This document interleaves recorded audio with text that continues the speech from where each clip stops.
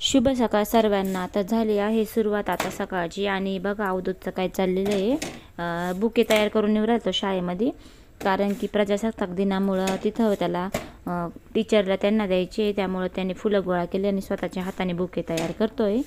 आणि तर चला बघत राहा व्हिडिओ। आणि तो रेडी झाला आहे आणि आता तो नाश्ता करून लगेच आणि माझा सकाळचा स्वयंपाक पण रेडी झाला आहे। मी पण लवकर उठले त्यामुळे स्वयंपाकाला पण लवकर लागले होते आणि एकादश सोडायची त्यामुळे लवकर स्वयंपाक केला मी। तर घरातलं सगळं आवरलं आहे ना, आता आम्ही चाललो आहे थोडं खरेदीला, मुलांना कपडे घ्यायचे। घरचं लग्न आलं जावाच्या पोरीचं, मावस जावाच्या पोरीचं, मागं साखरपुडा झाला तो, आता त्यांना मुलांना कपडे घ्यायला जायचे। आम्ही रोहिणी दुकानात आलो पहिल्यांदा स्टार्टिंगला, पण इथं काही पसंत आले नाही, पण चला बघू कसे कपडे बघितले ते लिफ्टमध्ये। आता आम्ही सर्वजण आलेलो आहे।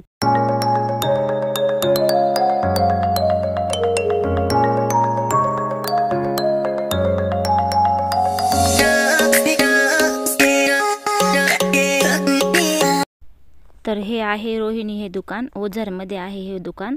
तर आम्ही इथं मागच्या वेळेस कपडे घेतले, तर म्हटलं चला इथं पण बघू। त्यांनी दाखवले बऱ्याच व्हरायटी, पण काही अवधूतला पसंत येत नव्हतं, त्याला 3 पीस घ्यायचा, कारण जे नवरीचे भाऊ येते सगळ्यांनी 3 पीस घेतले। मग तो म्हणायचा मला तसंच घ्यायचं, त्याला टाय वगैरे असतो तो ड्रेस, त्याला काही आम्ही याच्या मागं कधी तसा ड्रेस घेतला नाही, पण म्हटलं चला लग्नातच पोरांची हौस होती, इतर वेळेस तर नाही घालणं होत, पण मग कार्यक्रमाच्या वेळेस थोडा चांगलाच ड्रेस पाहिजे। तर असे बघा जॉकेटचे ड्रेस दाखवले त्यांनी भरपूर व्हरायटी, पण काही याला पसंतच येत नव्हतं।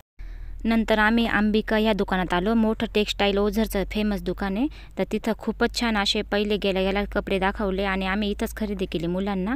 तर बघू शकता खूप छान छान असे शेरवानी आणि जॉकेटचे ड्रेस, जोधपुरी असे भरपूर ड्रेस आहे। आणि त्याला फायनली हा ड्रेस आवडलेला वाटतोय, बघू चला कोणता।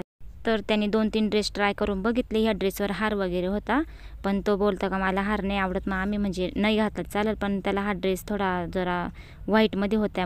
दादूचं चालू होतं पसंत करायचं काम आणि मी इकडे भक्तीला पण बघत होते। बघा भक्तीला हा छोटासा घागरा घेतला आहे, कारण तिच्या मापाचे लेहंगे मिळत नव्हते आणि हा जरा हलका वाटला, त्यामुळे तिला खूप आवडीने तिने घातला, नाही तर मुलं टोचणारे कपडे घालत नाही।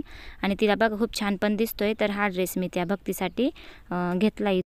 तर अंबिका टेक्स्टाईल खूप म्हणजे प्रसिद्ध आहे, तिथं खूप छान छान कपडे लहान मुलांचे मिळतात आणि साड्या पण मिळतात, तिथं खूप खरेदी असते चांगले चांगले प्रकारची करण्यासाठी। आणि शेजारीच एक मिसळ पावचं एक छोटंसं हॉटेल, आम्ही तिथं नाश्ता कर।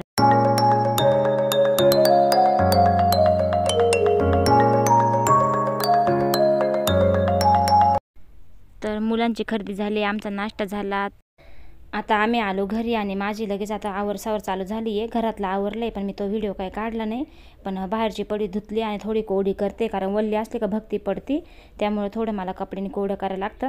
आणि वावरात राहतो त्याच्यामुळे सारखी माती येते, पण मग आता उद्या मला हळदी कुंकू करायचं आहे, त्यामुळे मी सगळं स्वच्छ घरदार आवरून घेतलेलं आहे। शेवट पडवी राहिली होती, तर म्हटलं चला थोडीशी व्हिडिओ तुमच्याबरोबर शेअर करते। तर आणि तुम्हाला दाखवते मी अवधूत घरी पतंगी बनवतो आहे, आणि कशा बनवते ते पण तुम्ही आता पुढच्या व्हिडिओमध्ये बघू शकता। तर बघा अवधूतने घरच्या घरीच मस्त पतंगी बनवलं आहे, त्याच्याकडं पेपर होते पडलेले कलरमध्ये काही, मग त्यांनी डोकं लावलं, म्हणलं आई विकत आणण्यापेक्षा आपण घरीच बनवू, कारण भक्तीला पण बोरनान करायचं आहे उद्या भक्तीचं, आणि माझं हळदी कुंकू पण करायचं आहे। तर उद्याची व्हिडिओ नक्कीच मी तुमच्यापर्यंत शेअर करेल। तर बघू शकते अशा प्रकारे त्याने पतंगी बनवलेलं आहे। आणि आता माझा व्हिडिओ मी इथंच संपवते, कारण की आता मी सरळ पटपट सगळं आवरून घेते, मला तयारी पण करायची, गावात वस्तू पण आणायच्या थोड्याशा हळदी कुंकासाठी, आणि भक्ती पण मला बाहेरून आवाज देऊ राहिली। तर आता मी पटपट आवरून इथंच माझ्या व्हिडिओची एंड करते। तर भेटू लवकरच उद्याच्या व्हिडिओमध्ये, तोपर्यंत सगळ्यांना बाय बाय, सांग बाय बाय।